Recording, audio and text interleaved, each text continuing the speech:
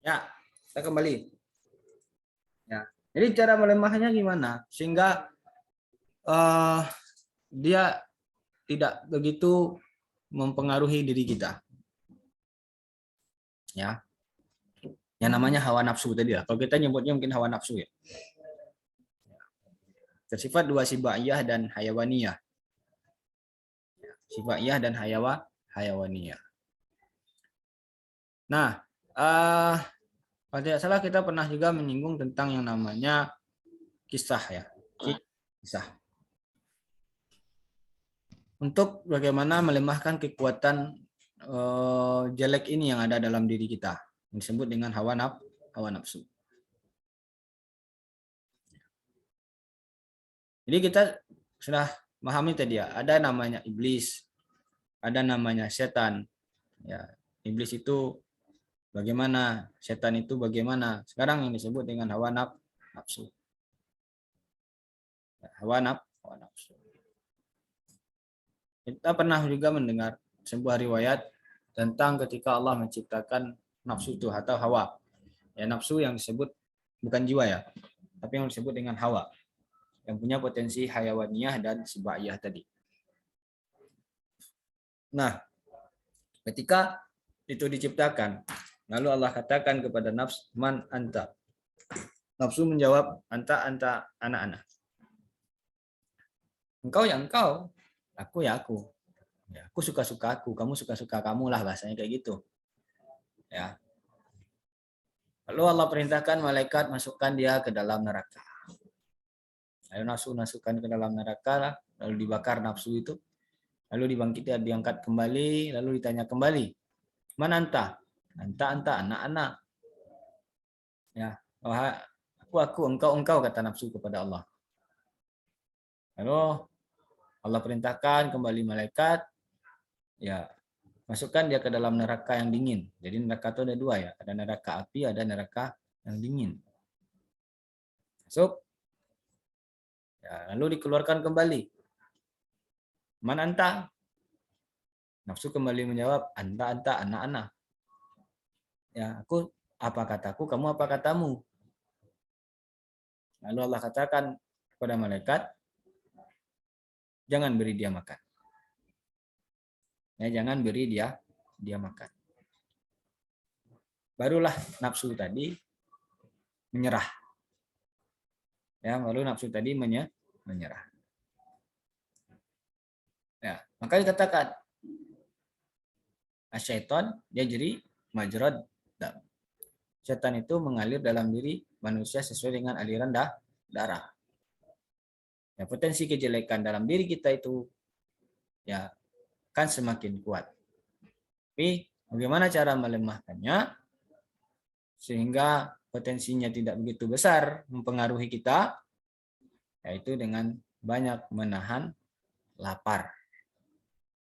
Ya, dengan cara banyak menahan lapar. Makanya dalam kita tuh umat Islam diwajibkan yang namanya berpuasa. Ya. Minimal 1 kali dalam setahun. 1 bulan dalam setahun. Agar apa? Ya pengaruh kejelekan. Ya bahasanya setan tadi lah, sifat ya. Setan itu sifat. Yang ada dalam diri kita bisa distandarkan kembali. Ya, bisa distandarkan kembali. Bisa dilunakkan kembali. Sehingga ketika pengaruhnya sudah tidak besar, pengaruhnya bisa dikendalikan, maka yang akan naik adalah potensi kebaikan dalam diri manusia. Ya. Kenapa kita sering tertutup potensi kebaikan kita? Kenapa sering tertutup kita untuk taat kepada Allah, untuk beribadah kepada Allah? Ya karena terlalu banyak yang terlalu banyak kita itu mengikuti selera nafsu. Sehingga dia punya tenaga untuk menggoda kita, sehingga dia punya tenaga untuk mempengaruhi kita. Ya. Padahal kita bukanlah nafsu, ya kita bukanlah korin, kita bukanlah bisikan tadi, kita bukan pikiran, kita juga bukan perasaan. Tapi itu kan yang menguasai. Akhirnya mereka menguasai, punya kekuatan untuk menguasai kita.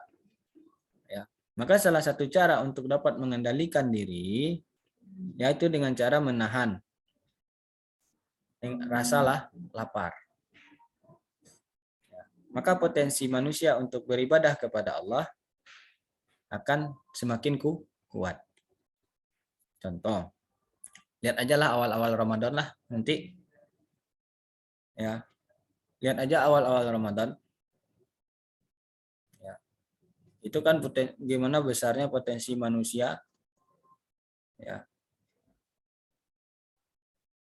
beribadah pada awal-awal Ramadan. Ya, karena apa? Memang nafsunya itu memang dilemahkan gitu. Memang dilemahkan.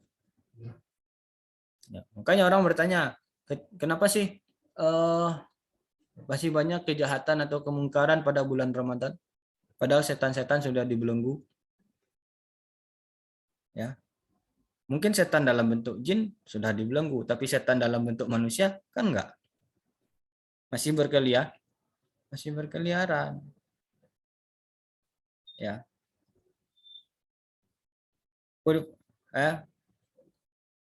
Setan-setan dibelenggu pada bulan puasa. Iya, iyalah.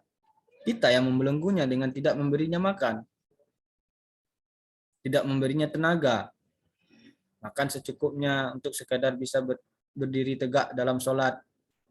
Ya, makan secukupnya hanya untuk sekadar memenuhi kebutuhan diri, bukan untuk memenuhi hasrat.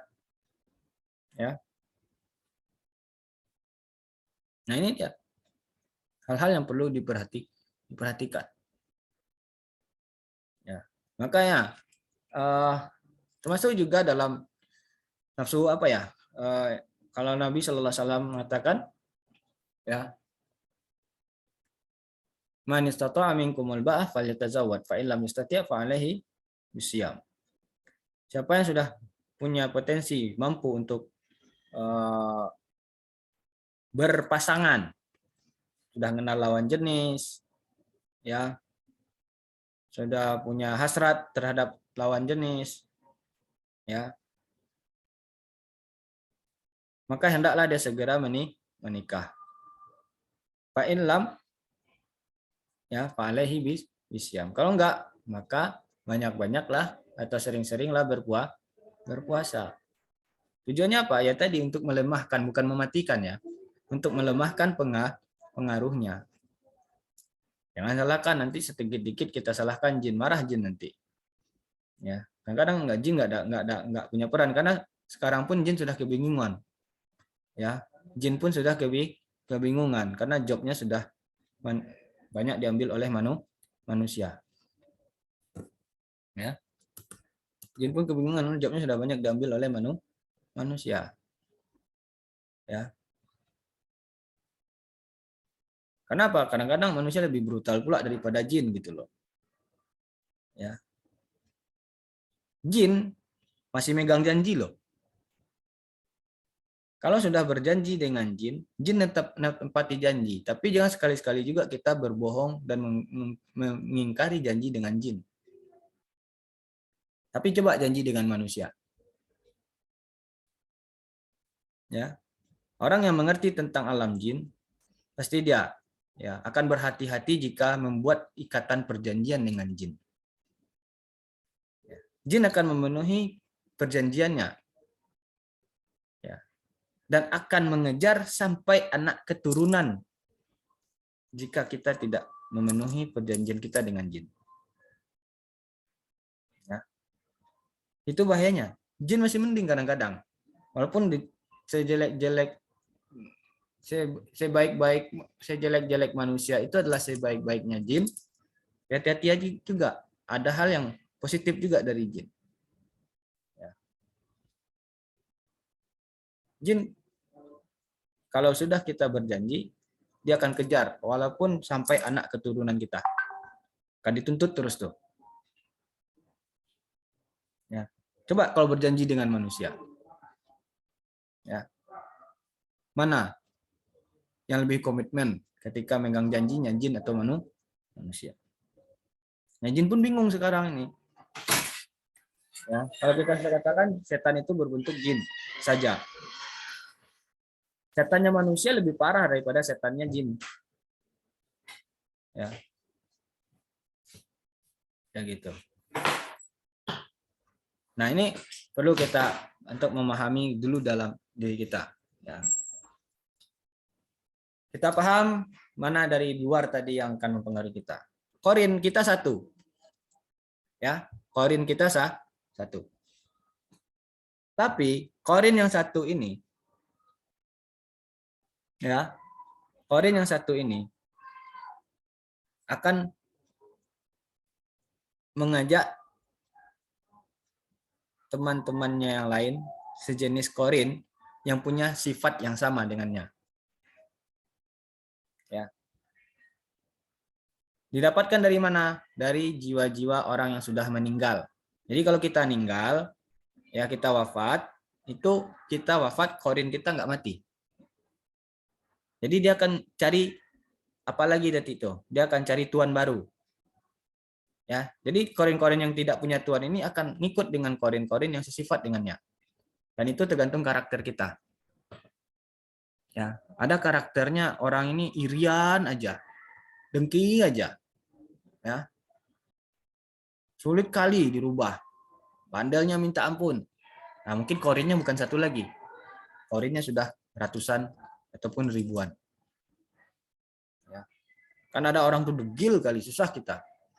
Ya. Dikatakan seperti ini, dia ngolah seperti ini, suruh jujur dia seperti ini, dan seterusnya. Nah, mungkin korinnya bukan satu lagi, tapi sudah ribuan yang mengikutinya. Yang bisiknya lebih banyak kepada yang jelek. Dan ketika sifat itu, ya, dia juga ada hubungan keseimbangan ya, hubungan keseimbangan. Hubungan keseimbangnya gini, ketika sifat jelek yang dominan yang kita ikuti, maka semakin banyak juga pengikutnya dari kalangan yang jelek-jelek, yang akan membisikkan, ya, menghembuskan, mengenduskan untuk selalu dalam kejelekan, sehingga kejelekan itu ya sudah menjadi sifat yang tertanam dalam diri.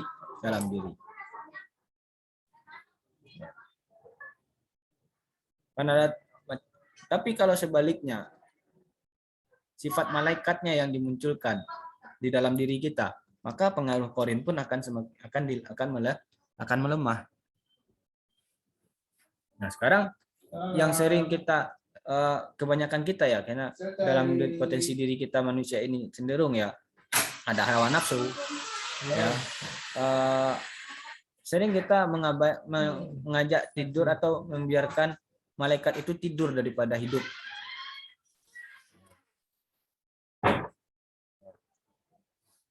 Kita lebih sering mengajak korin untuk hidup. Ya. Hidupnya korin itu gimana? Ya dengan tadi hal-hal yang negatif gitu loh. Nah, akhirnya korin semakin kuat dengan pengaruhnya dalam diri kita. Ya, pengaruh malaikat semakin lemah. Jadi, apakah ada titik keseimbangannya? Ada. Allah kasih korin, Allah kasih malaikat. Sekarang kedua-duanya saling membisikkan. Ya. Nah, ketika kita melakukan, maka dia akan menjadi imam. Ya, kita akan menjadi imam. Imam itu akan banyak pengikutnya. Ya. Termasuk korin nanti. Termasuk juga nanti malaikat yang akan menjadi pengikutnya. Walaupun di samping itu malaikat juga akan membisikkan kebaikan. Nah, semakin banyak pengikutnya, tergantung mana yang pengikut yang lebih banyak. Tergantung kepada sifat kita. Ya. Tergantung kepada sifat kita. Ya, bisa malaikat yang lebih banyak ikut, bisa juga korin. Korin yang satu tadi ya mengajak temannya yang sejenis untuk mengikuti imamnya. Siapa imamnya? Ya kita imamnya. Kayak gitu. Jadi itu hubungannya ya. Ada hubungan keselarasan lah bahasanya ya. Ketika pembisik baik dari korin ataupun malaikat menyampaikan ini yang harus dikerjakan, ketika kita mengerjakan, mereka juga akan ikut menjadi makmum. Jadi itu dia sebagai pembisik, tapi ketika kita sampai melakukannya, maka mereka pun akan ikut mengikuti sebagai makmum. Yang akan selalu mendorong kita, selalu mendukung kita dan seterusnya. Semakin lama maka kan semakin banyak. Ya. Semakin jauh maka akan semakin sulit untuk bisa membersihkannya dan menormalkannya, menstandarkannya kembali. Kenapa? Makin banyak jin yang korin yang mengikutinya gitu loh. Kejelekan yang mengikutinya gitu. Jadi itu keselarasannya ya. Ketika korin membisikkan sesuatu, lalu atau malaikat mengisikkan sesuatu, lalu kita mengerjakan sesuatu, maka sesuatu yang dikerjakan itu akan ada pengikutnya. Pengikut ini kan selalu membisikkan kembali, dan dia akan ikut lagi, ikut bisikkan lagi, ikut lagi, ya kayak gitulah sistem ataupun polanya, kayak gitu. Nah baru nanti ada setan lagi. Setan itu tadi dalam berkecamuk dalam diri saja ya. Nah sekarang setannya lagi, ya setan berwujud misalnya kita manusia lagi, ya. Jadi berwujud makhluk halus, korin namanya. Sekarang setan berwujud manusia, ya sama, ya sama. Ayo kita ke pub, pasti ngikut dia tuh. Tukang bisik tadi pasti ngikut. Ayo kita misalnya dugem gitu, tukang bisik itu pasti pun ikut. Ya, semakin banyak pembisiknya kan semakin ikut banyak pengikutnya gitu loh. Tapi juga ketika pembisik tadi tidak didengarkan, maka dia tidak akan dia tidak akan berpengaruh kepada kita gitu. Walaupun dia akan tetap mengikutin. Ya kayak teman lah kayak gitu, misalnya kayak gitu ya contohnya. Ya. Nah gitu juga jin. Tapi ayo ke pub, yuk. Nanti di pub ketemu lagi sama orang yang sejenis, yang ngikut lagi. Ya. Dari dia punya teman juga, akhirnya dia ngajak temannya lagi, ngikut lagi. Ya tergantung nanti siapa yang jadi imamnya. Kalau kita manusia pasti kita imamnya. Ya, karena kita khalifah di atas muka bumi ini. Jin berimam, akhirnya jin mengikut kepada kita. Walaupun sekalipun dia sekaligus dia sebagai pembisik. Tapi ketika kita sudah bekerja, bergerak, maka dia akan mengikuti imamnya untuk ikut juga bekerja dan bergerak. Ya, itu dia setan. Ya, itu dia setan. Nah, belum lagi yang hawa nafsu tadi. Itu potensi dalam diri kita. Tidak ada hubungannya, oh ini salah setan nih. Setan itu siapa? Ya, setan itu sifat. Ya, bukan yang berwujud manusia ataupun jin. Ya. Yang berwujud manusia ataupun jin, karena potensi itu ada dua-duanya. Jin bisa mengajak manusia kejelekan, manusia juga bisa mengajak manusia pada kejelekan. Tapi mereka tidak bisa maksa. Cuman hanya pembisik. Ya, yang akan menentukan ya kita. Ya, maka dalam Quran katakan, kami tidak pernah menyuruh, kami cuma membisik-bisikkan saja. Ya, tanggung jawab masing-masing nanti di akhirat. Ya, kayak gitu nanti jin pun, setan pun akan berlepas. Ya teman kita pun kan gitu juga nanti di akhirat. Ya Allah, dia yang ngajarin saya dulu ke pub. Enggak ada urusannya. Dia yang ke pub kok gitu. Saya ngasih kabar aja. Ya yang milih ke pub atau enggak ke pub kan dia. Ya, jadi semua akan berlepas diri nanti. Ya kan pilihan ada di kita yang nentuin. Mereka tuh cuma bisa bisik-bisikan aja. Ya. Setan itu kan bisanya cuma bisik-bisik. Ya bisik-bisik itu yang kita dengarkan lalu kita ikuti yang mana gitu. Itu bisikan. Ya. Nah, kita kan punya pembisik juga, ada malaikat pembisiknya. Ya. Nah, itu. Belum lagi kita bicara tentang ruh. Ya, ruh murni, akal murni, ya. Belum lagi. Ya masih kepada jiwa aja lah, nggak usah jauh-jauh kepada ruh. Ya, kalau sudah kaji ruh udah tinggi itu. Kita bahas jiwa saja. Jadi itu. Nah, ada nafsu, hawa nafsu lagi. Ya. Yang nama hawa nafsu tadi apa? Hayawaniyah dan sibaiyah. Potensinya besar. Rakus, tamak, ya. Kan nafsu itu. Cara melemahkannya gimana? Itu kan ada dalam diri kita. Nggak ada hubungannya dengan potensi yang ada di luar. Ya. Hawa nafsu. Cara melemahkannya udah tahu tadi caranya kan. Puasa. Ya, coba rasakan. Ketika kita puasa pasti apa ya? Orang yang puasa ya, bukan orang yang nahan lapar ya. Nahan lapar bagian dari puasa. Ya. Orang berpuasa gini. Orang berpuasa itu pasti sholat. Ini ada puasa, sholat enggak? Udah. Kalau dalam tasawuf batal puasanya. Dalam fikih tasawuf batal puasanya. Yang buat apa dia puasa? Sedangkan mengendalikan diri untuk sholat pun tidak bisa. Cuma nahan lawan lapar dan haus saja kan. Jadi secara syariat sah puasanya. Karena tidak secara fikih syariat dia tidak membatalkan. Ya, yang membatalkan kalau dia muntah dengan sengaja, ya kalau makan dengan sengaja, kalau dia berniat buka puasa dengan sengaja, itu yang membatalkan. Tapi kalau dalam fikih tasawuf dia puasa tapi tidak sholat, batal puasanya. Kenapa? Sholat lebih utama kewajibannya daripada puasa. Kenapa? Puasa masih ada rukhsah. Ya, bagi orang sakit ada keringanan. Tapi kalau sholat nggak ada keringanan. Ya, setua-tua renta apapun orang tidak ada keringanan dalam sholat. Ya, sesuatu yang lebih utama saja ditinggalkan. Berarti keutamaan sholat kan lebih utama daripada puasa. Lalu untuk apa artinya dia berpuasa kalau begitu? Nah, itu logikanya.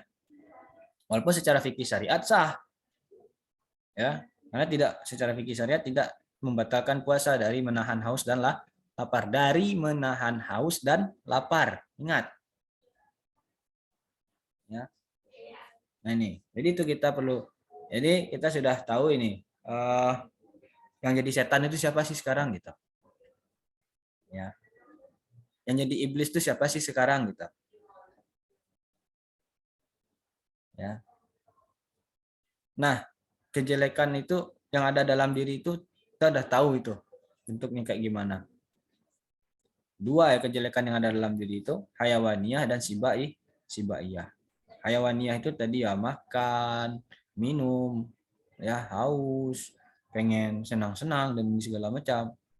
Itu hayawaniyah. Tapi kalau ada sibaiyah itu binatang buas, ya, sifat-sifat buas manusia. Ya, sifat-sifat buas yang ada dalam diri manusia. Cara melemahkannya apa? Ya dengan tadi. Ya, mampu menahan lapar. Makanya kalau orang-orang tasawuf itu kalau pengen jiwanya betul-betul bisa dikendalikan, dirinya bisa dikendalikan, ya agar kekuatan jelek dalam hawa nafsu dalam dirinya itu bisa dilemahkan, bukan dimatikan ya, karena kita butuh makan juga gitu loh. Ya, itu dengan cara makan sekedarnya saja. Kalau bahasanya makan hanya sekedar punggungnya dapat berdiri tegak ketika sholat. Itu aja makannya. Ya. Nah, ini jangan larikan ke konsep zuhud dulu, beda. Ya, jangan larikan ke konsep zuhud dulu. Ini bukan konsep zuhud. Ini konsep melatih agar kita bisa mengendalikan nafs ya, yang ada dalam diri kita. Ya, mengendalikan hawa nafsu yang ada dalam diri kita. Belum ke zuhud itu, belum. Beda lagi zuhud itu. Dan nanti itu pembahasannya nanti di makom dan hal. Ya, pembahasannya di makom dan hal. Ini sekarang kita makrifat diri dulu aja lah. Ya, mengenal diri kita. Karena kalau tidak itu ya nggak tahu kita tazkiyatun nafs itu yang mau dibersihkan apa gitu. Ya.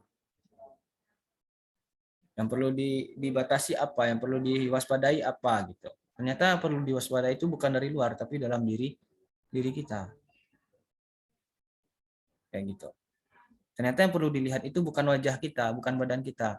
Yang perlu kita cermin itu, ketika bercermin itu adalah diri kita. Yang perlu kita lihat dalam cermin. Bukan badan kita, bukan wajah kita, bukan kulit kita, dan bukan jerawat kita.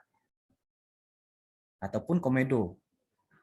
Ya, ini kan enggak, komedo yang diperhatiin satu-satu kan. Terus jerawat dipretel-pretelin satu-satu kan. Bukan. Tapi yang coba lihat ketika cermin itu, lihatlah, coba melihat diri kita. Ya.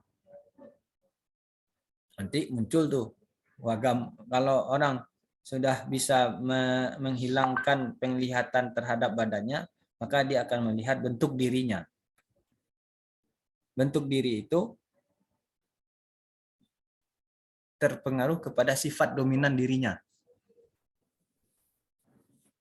Ya. Kenapa sifat dominan dirinya? Karena dia belum murni. Kalau murni dia akan berbentuk cahaya, ya, indah dan menyenangkan, enak dilihat. Ya. Tapi kalau dia masih belum termurnikan, artinya masih banyak terpengaruh oleh sifat-sifat, bahasanya gini ya. Jadi wujud yang akan nampak itu nanti macam-macam. Tergantung sifat dominan kita. Sifat dominan kita apa? Itu juga berpengaruh pada makanan loh. Kita suka makan misalnya makan daging. Daging apa? Daging ayam misalnya. Ya, atau daging apa? Itu kan sudah ada penelitiannya. Orang psikologi pasti tahu lah. Ya, orang yang dominan misalnya makan ayam maka akan ada sedikit sifat ayam pada dirinya. Orang suka makan yang panas-panas, ada sifat yang panas-panas dalam dirinya. Ya, daging yang keras-keras dan ini segala macam pasti ada sifat dominan kebinatangan itu. Ya, dan itu pengaruh dari makanan. Contoh, makan ayam sekarang, instan kan? Ayam instan. Coba perhatikan, generasi muda sekarang yang suka makan ayam instan lebih suka dengan yang instan-instan dan malas dengan satu proses yang panjang. Perhatikan. Kentucky instan, fast food lah, fast food. Ya. Perhatikan itu. Pasti coba anak ini kebetulan anak psikologi silakan ya buktikan penelitian tersebut. Ini sudah ada diteliti. Ya, pengaruh makanan terhadap karakter diri kita masing-masing. Ya. Dan sifat apa yang dominan dalam diri kita. Maka ketika bercermin nanti, ya coba jangan lihat ke badan tapi lihat ke dalam diri. Bahkan kalau kadang-kadang kita ketika tahu bentuk wujud asli diri kita, kadang-kadang kita bisa malas melihat diri kita sendiri. Kenapa? Nggak enak lihatnya gitu loh. Ini sudah saya buat kata tasawuf ya. Ya. Kenapa? Kelihatan jeleknya gitu loh. Kalau wajah ini bisa dipoles, wah, tapi jeleknya itu siapa yang dapat lihat? Ya. Kadang-kadang ada tuh, kita kadang-kadang malas loh lihat diri kita sendiri. Bukan lihat wajah kita, lihat badan kita, mungkin wajah kita bagus, sudah dandanan, make up tebal, harganya mahal. Tapi ada yang malas lihat dirinya gitu loh. Tapi yang dia lihat bukan badannya, tapi yang dilihat adalah dirinya. Ya. Nah, ini hal-hal yang perlu perhatikan juga kalau kita pengen mengenal tentang diri kita. Ya. Dengan mengenal diri kita, maka kita tahu bagaimana cara membersihkannya. Ya. Bagaimana cara membersihkannya. Ya, itulah kira-kira ya untuk materi kita hari ini, setan, iblis, dan hawa nafsu. Ya. Setan, iblis, dan hawa nafsu. Yang kemarin kita sudah mengenal esensi dalam diri kita. Yang pertama, jasad, ruh, dan jiwa. Ya. Sekarang kita mengenal iblis, setan, dan hawa nafsu. Besok ada lagi, ada khusus kepada insya Allah kita membahas tentang nafsu amarah, nafsu lawamah, nafsu mulhamah, dan nafsu mutmainnah.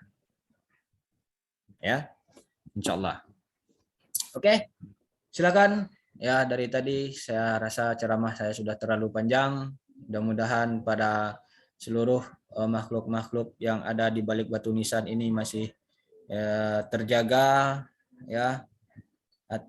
Karena gini, sekalipun manusia itu sudah dikubur di alam pemakaman, bahasanya kayak gitu, atau di Tunggul Hitam, tapi sekalipun namanya yang tertulis, ya, namun ruh-ruhnya masih dapat mendengarkan suara-suara yang ada di atas dunia. Ya, tapi kalau ini batu nisannya ada tapi tak mendengar, lebih parah pada mayat. Ya, lebih parah daripada mayat. Mayat pun ketika manusia datang ke kuburan mampu mendengar langkah orang yang datang ke kuburan. Makanya wajib baca salam ketika masuk kuburan. Assalamualaikum ya ahlal kubur. Jawablah ahlal kubur. Nah, gitu. Jadi kalau di sini ya batu nisannya ada tapi tidak mendengar, berarti lebih parah daripada mayat. Kayak gitu. Dah, jadi itu sajalah. Mudah-mudahan ya ada manfaatnya. Ya, ada manfaatnya, ada ilmunya, lebih kenal kita dengan diri kita. Ya. Subhanakallahumma rabbana wa bihamdika asyhadu an la ilaha illa anta astaghfiruka wa atubu ilaik. Ya, nauzubillah jika ada hal-hal yang ya tidak berangkat dari nafsu, ya nauzubillah. Mudah-mudahan Allah bimbing ini sesuai dengan sunatullahnya, ya, bukan pintar, bukan tidak, ya, cuman sama-sama kita mudah-mudahan Allah bimbing kita, ini ilmu yang dapat kita manfaatkan, tujuannya adalah untuk memperbaiki diri kita. Pertama, jangan untuk orang dulu, rugi. Ya, buat kita dulu aja gitu. Jadi itu. Ya, silakan jika ada yang mau ditanyakan. Jangan ditanya lah ya. Mau menambahkan lah bagusnya enggak? Ya, mau menambahkan. Haus saya, Bro. Saya minum dulu ya.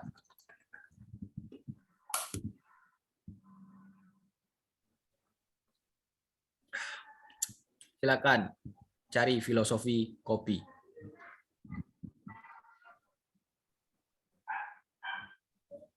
Katanya Bu Yaman, jadi orang yang minum kopi itu diberkahi oleh malaikat.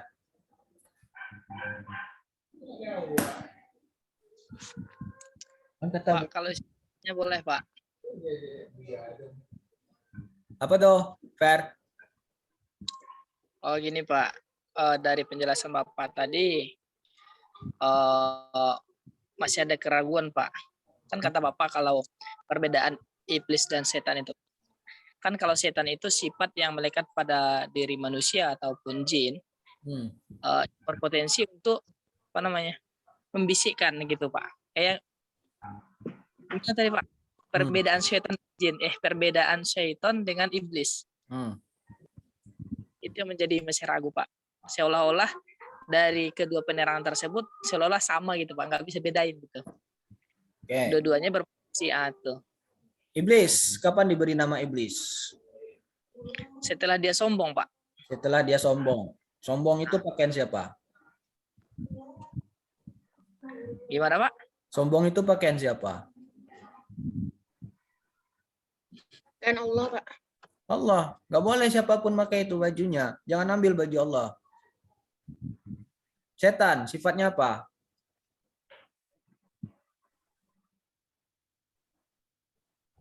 Sombong, Pak. Setan, Mana setan sifatnya sombong? Iblis sifatnya sombong. Setan menyesatkan. Setan bagaimana caranya orang ya berada dalam kesesatan. Ya, iblis nanti sifat iblis itu ya iblis karena dia sudah terusir dari surga, maka dia berjanji ya, dia berjanji kepada Allah untuk menggoda anak cucu Adam. Ya. Anak cucu Adam. Dengan apa? Dengan mengutus anak cucunya juga. Maka iblis dapat masukan dari mana? Maka sifat setannya muncul setelah akhirnya sifat setannya juga keluar. Ya. Tadi namanya siapa? Azazil.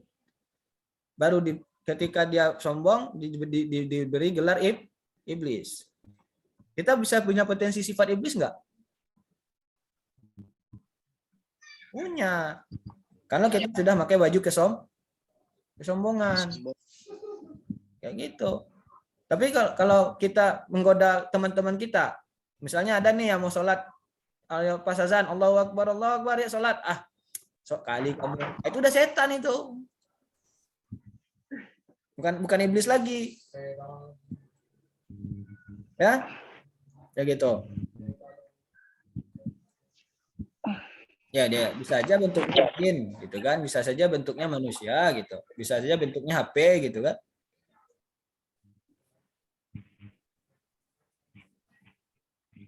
HP kan buatan manusia juga. Yang ngajak main PUBG siapa? Manusia, Pak. Saya nggak lupa jam sholat. Setan manusia kan? Ya, Pak, Ferry. Nah, setan manusia yang ngajak ketika jam sholat main PUBG juga. Berarti semuanya setan. Nggak ada yang ngingetin ketika sholat loh. Ayo azan bro, ayo sholat dulu. Ada nggak? Hah? Kan berarti setan semua kan? Ada, Pak, beberapa. Ada, alhamdulillah. Tapi yang beberapa ini ketika yang lain tidak bergerak, nggak ikut bergerak juga kan? PUBG kan berempat. Mundur satu, ntar marah-marah yang lainnya kan? Dikit lagi bro, dikit lagi bro. Ini satu lagi musuh tinggal bro. Ya, 2 lagi tinggal bro. Bentar bro, bentar. Nah, bentarnya bisa sejam. Nah, itu kan ini. Jadi itu, maka setan itu sifatnya bagaimana orang jauh dari Allah. Ya sifatnya cuma bisik, ngajak-ngajak aja gitu loh. Thank you bro. Ya, pilihan ada di kita. Ya, pilihan ada di kita. Ya, nggak mau lah kita tanggung jawab. Yang nggak sholat kan dia. Kita kan cuma ngajak aja. Ya, ketika dia nggak sholat kita yang dosa enak aja. Ya, kita cuma dapat dosa ngajak. Ya, dosa dia nggak sholat yang bukan urusan kita. Ya kan? Itu beda dengan kebaikan. Ya, beda dengan kebaikan. Ketika kita ajak kebaikan, ketika dia melakukan, kita dapat pahalanya juga. Kalau dosa enggak kayak gitu. Allah Maha baik juga rupanya ya. Maha baik juga Allah rupanya. Ketika dalam kejelekan, ketika orang melakukan kejelekan,